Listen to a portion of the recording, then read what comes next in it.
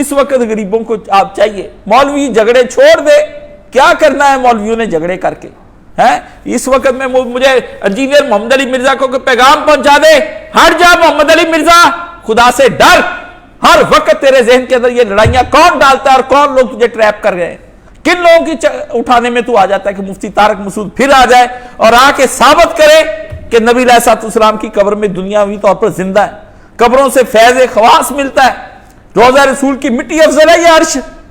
ہے جی۔ آپ رفع دین تراویح پہ بات، یہ مفتی طارق مسعود کو بھی کوئی سمجھائے جا کے کہ دونوں مولویوں فرقوں کے نام پر کہتے فرقے مٹانے، فرقے بنا دیے تم نے، فرقے بنا دیے۔ حسینی ہونے کا مطلب یہ نہیں کہ تو لوگوں کے اندر اب یہ بات کو چھوڑے نا، یہ تجھے مناظرے کی لت پڑ گئی، چھوڑ دے میرے بھائی، چھوڑ دے۔ بڑے بڑے علماء کے پیغام مجھ کو آئے ہیں کہ انہوں نے کہا اس سے کہا ہٹ جا اس موقع کے اوپر، اس وقت کیا ساری امت تباہ ہو رہی ہے،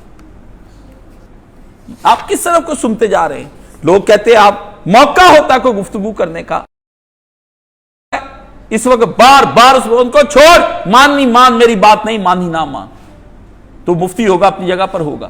ہاں، اور وہ بھی یہاں پر آتا ہے، کچھ اس کے چیلے بلے بلے کرتے، کچھ اس کے چیلے بلے بلے کرتے ہیں۔ ان کو سبسکرائب ختم کر دیں، میں آپ کو سچی بات بتاؤں، اور ان کو سننا بند کر دیں۔ ان کو اگر امت اس بات پر آ جائے نا، ان کو مولویوں کو اخیر ایک دن یہ کوئی حسینیت نہیں ہے، حسینیت یہ ہے کہ لوگوں کو آپس میں لڑا کے مار دیا جائے،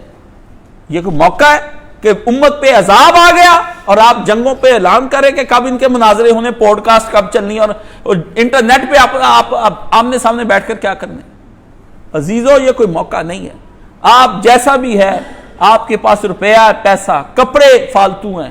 آگے سردی آ رہی، جو آپ کے پاس اکٹھا ہے نا، بیویوں سے کہیں نکال